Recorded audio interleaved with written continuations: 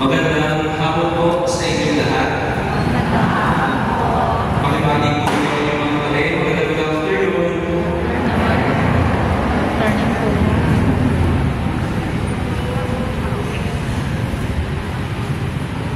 Last month po, nagulat po ako nung may na-receive po ako message sa Facebook. At ang sabi, Father, pwede ka po umay para mag-pumili kaya metong curriculum classes in construction. Matulad po dahil po may assign construction. Dati po maharap po sana kapag nakapari mag-assign po construction para at least kahit kapapana naman malagwag po ang pumili makapagsilbi ko. Kaya po niyang binigyan po yung traffic, hindi po yung traffic ang binigyan na po. Mary, a solace of my Christ. May kapaisip ko po, ano yung title ng Mary? Bakit binigyan na po?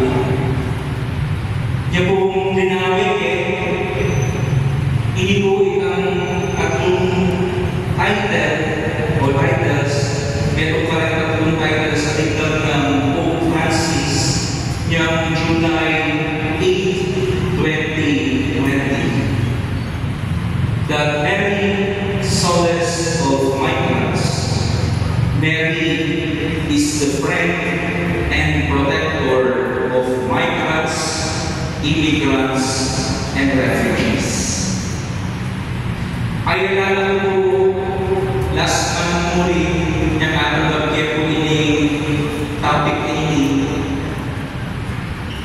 Ing po magdidilin po kapatagyan ng Pilipinas dahil nato kami pong pinapakatagal lalaki. Ing panganay po, at sunya po kayo malbat na po paadol kaya po yung gusto, yung paalam niya ako, sabi na, Father, mag-opera po Cambodia. Sabi ko naman, nung masanting offer, wala naman, sayang yan. Kaya po, yung natapin niya po yung airport, dahil itatak ko pumasok niya, po yung pinagawang mako. Kaya yan po yung meron ng airport. Niya po magpaalam na yung rimako ako ang tatang ko. Hindi niya po inabot yung mako. Inabot niya yung Rosario. Sabi na, panay kang mamati, pero malungkot. Maging masaya ka, para may pangarap yun, magsumilip ka. Kaya po ang pagtutumboy ng experience nila kay topic nila. Sana ito po tradisyon nila kinatama po katawan nito. Kapag po ating mama ko, kapag ating mumunta po abroad, aliwa po kita magdalataan ay katama.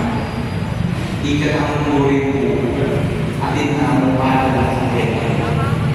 Tinanong po yung katap bilang Katoliko, na padalataan mo kaya ng tao sa Vietnam, migrante, OFW, pumunta ng dalawang lugar, magsulikap,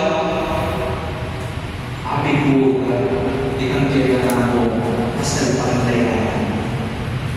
Andiyan po sa Aruya, andiyan po Crucifixia, papakalayan po kayo.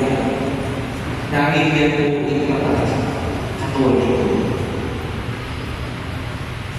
Kasimling bagay po, pero upon reflecting, kaya ang sinabi po ito, ay isip ko na po rin ang itong bagay na rin.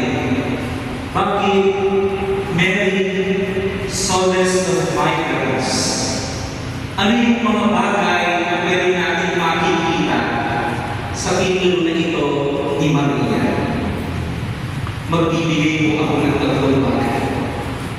Mary, solace of my trust. Una, Mary, the solace of my trust that gives care and comfort. Itabuhin mo muna. Bakit hindi natapong Santo Papa higit na salot ng Maria kaya kapatid namong mama ko, mamiyang kapanalagan, mamiyang pangangalaga, kaya tao kami. I will give you scenario kung makanan hindi natapong itong mamilyo, hindi yung pangangalaga, hindi yung Let us go back to the story of the visitation of Mary. Bali mo, after the Annunciation, abang ng Maria, yung pinsana ni Elizabeth, mabuktot yan. Malagwag-malagwag, binyahin niya po ni Maria from Nazareth to Judea. Kung ikaw tayo po ang lago nanini, 90 miles. Kung may kagalang ng manitang lago, para po taranin sa 90 na mga kailangan. Magwanay ng Elizabeth, mabuktod niya pa.